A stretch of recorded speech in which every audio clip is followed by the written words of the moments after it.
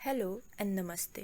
I am शिखा और आज मैं आपसे बात करूंगी contempt of court, sedition, defamation and official secret act के बारे में। तो चलिए शुरू करते हैं।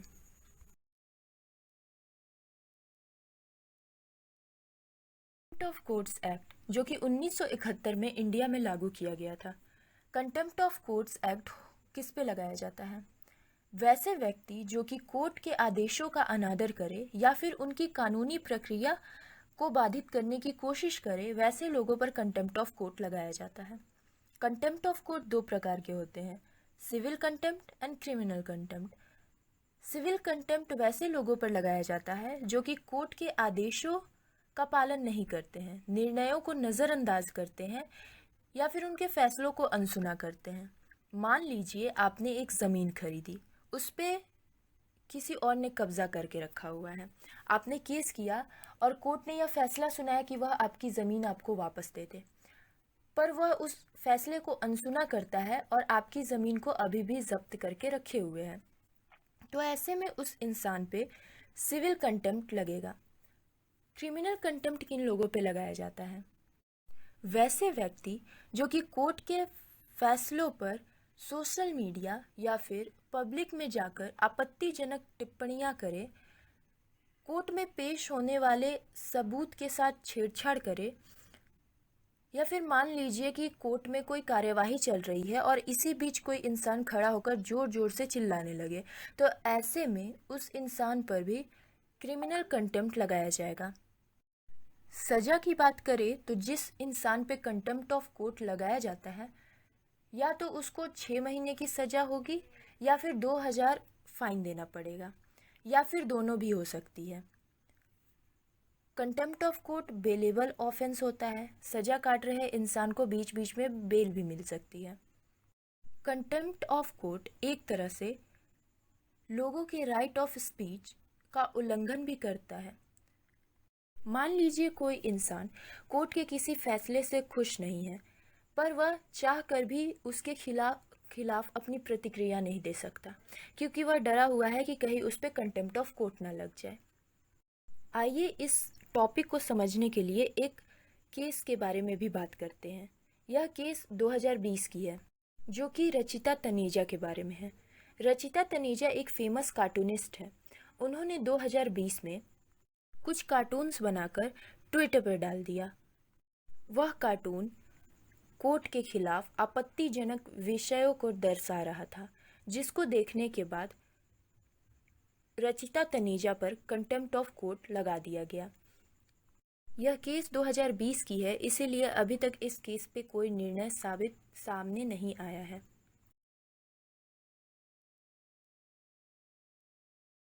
सेडिशन एक्ट जो कि 1870 में इंट्रोड्यूस किया गया था। सेडिशन होता क्या है? जब कोई इंसान अपने वर्ड्स, साइंस या फिर एक्शन से किसी भी जनरल पब्लिक के मन में कोई फीलिंग ऑफ हेटर्ड या फीलिंग ऑफ डिसअफेक्शन गवर्नमेंट के खिलाफ लाता है, तो उसे सेडिशन कहते हैं। आसान शब्दों में वैसे व्यक्ति जो पब्लिक के मन में गवर्नमेंट के खिलाफ नफरत की भावना डालने की कोशिश करते हैं, उन लोगों पर सेडिशन के चार्जेस लगते हैं। सजा के लिए जिन लोगों पर सेडिशन के चार्जेस लगते हैं, उन्हें 3 साल की जेल की सजा सुनाई जाती है। साथ ही साथ उन्हें गवर्नमेंट जॉब से भी हाथ धोने पड़ते हैं। फ्यूचर में उन्हें कोई भी गवर्नमेंट जॉब नहीं मिल सकती है। यह नॉन बेलेबल ऑफेंस होता है। इसमें सजा काट रहे आरोपी को बेल मिलने की कोई आशा नहीं रहती है। Sedition act speech and expression के अधिकारों का उल्लंघन भी करता है। इस लाइन को हम इसी बात से समझ सकते हैं कि जब शुरुआती के दिनों में सेडिशन एक्ट को ब्रिटिशर्स ने इंट्रोड्यूस किया था, तो वह सिर्फ इसलिए इंट्रोड्यूस किया था ताकि वह चाहते थे कि इंडिया में फ्रीडम फाइटर्स जो लोगों को उनके खिलाफ भड़का रहे हैं, उन लोगों पर सेडिशन के चार्जेस लगाकर उन्हें जेल में डाल सके। आइए इस टॉपिक को और अच्छे से समझने के लिए एक केस पे चर्चा करते हैं। यह केस नवंबर 2011 की है। आसिम त्रिवेदी जो कि एक फेमस कार्टूनिस्ट हैं। नवंबर 2011 में उन पर आपत्तिजनक कार्टून के लिए देशद्रोह का आरोप लगाया गया था। उन पर मुंबई में भ्रष्टाचार विरोधी कार्यकर्ता अन्ना हजारे की एक रैली के दौरान संविधान का मजाक उड़ाने वाले बैनर लगाने का आरोप लगाया गया था। इसके 4 साल बाद 2015 में बॉम्बे हाईकोर्ट ने आदेश दिया कि उनके खिलाफ देशद्रोह का आरोप हटा दिया जाए और उन्हें रिहा कर दिया जाए।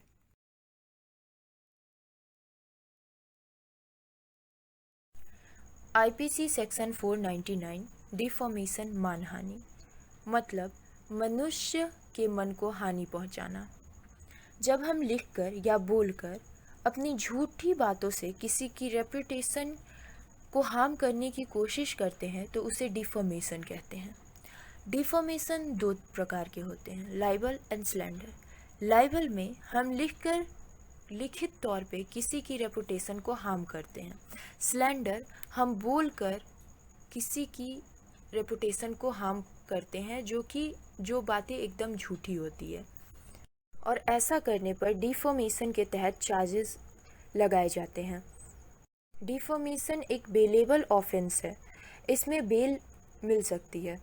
Deformation is criminal and civil in nature. Civil defamation में ऐसा नहीं होता है कि सामने वाले का इरादा हमेशा आपको चोट पहुंचाना या हार्म करना होता है, लेकिन क्रिमिनल डिफॉर्मेशन में सामने वाला जानबूझकर अपने द्वेष या दुर्भावनापूर्ण इरादे से सामने वाले की प्रतिष्ठा को नुकसान पहुंचाता है। सिविल डिफॉर्मेशन में कंपनसेशन लगते हैं। एक पार्टी दूसरे पार्टी को कंपनसेट करके मामले को रफा दफा कर सकती है, जबकि क्रिमिनल डिफॉर्मेशन में कोर्ट सजा देती है आरोपी को। डिफॉर्मेशन लोगों के राइट को प्रोटेक्ट करता है ताकि वो डिग्निटी के साथ समाज में रह सके, ताकि कोई भी आकर उनके बारे में गलत सलत झूठी बातें अफवाहें समाज में लोगों के पास फैलाकर ना चला जाए। इन्हीं चीज़ों से बचने के लिए डिफॉर्मेशन कानून में लाया गया है। इस टॉपिक को समझने के लिए एक केस के ऊपर चर्चा करते हैं। 2020 में जब एक प्रसिद्ध अभिनेता सुशांत सिंह राजपूत की मौत हुई थी, तब कंगना रनौत ने बहुत सारे स्टेटमेंट्स दिए थे, जिनमें उन्होंने जावेद अख्तर का नाम भी घसीटा था और उनके बारे में भी बहुत सारी गलत बातें मीडिया को बताई थी और उनके बारे में अफवाहें फैलाई थी, जिसके बाद जावेद अख्तर ने कंगना रनौत पर केस कर दिया था डिफॉर्मेशन के तहत कि उन्होंने मीडिया में जाकर पब्लिकली उन्हें डिफेम करने की कोशिश की है और उनके बारे में गलत बातें बोली गई है। यह केस अभी भी ऑनगोइंग है और दोनों अभी भी अदालत में इस मुकदमे पर लड़ाई कर रहे हैं, तो इसलिए अभी इसमें किसी भी तरीके का निर्णय सामने नहीं आया है।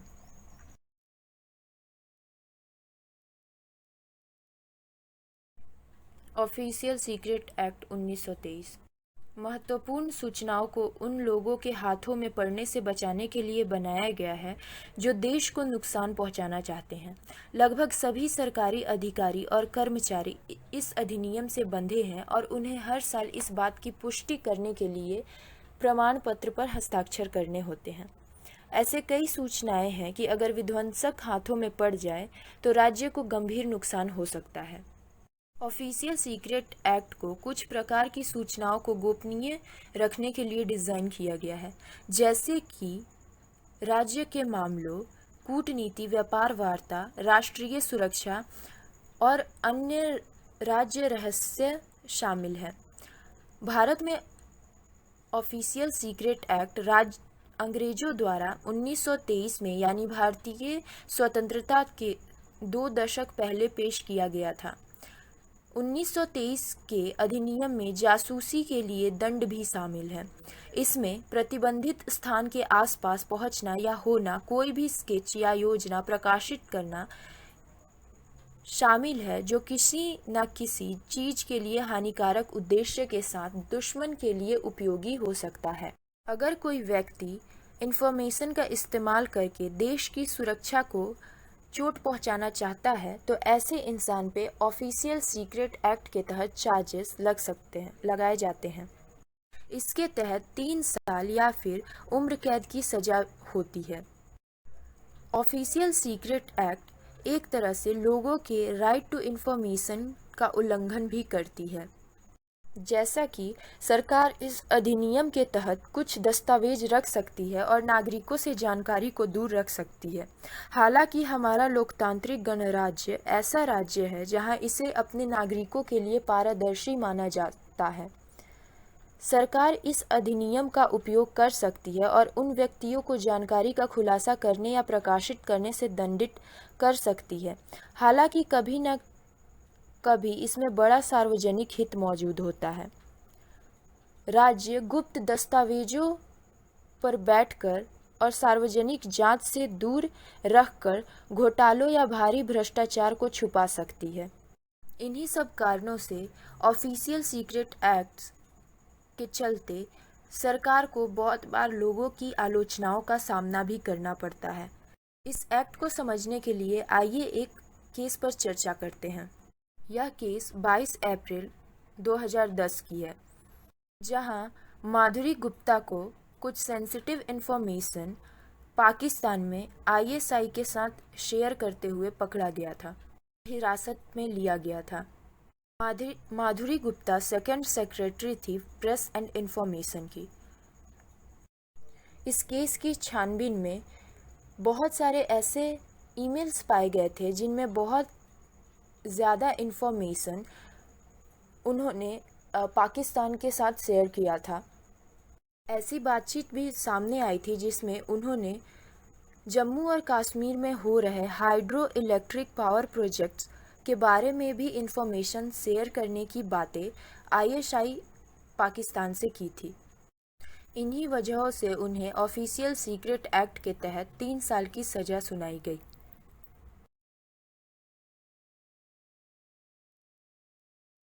That's all. Thank you so much and धन्यवाद।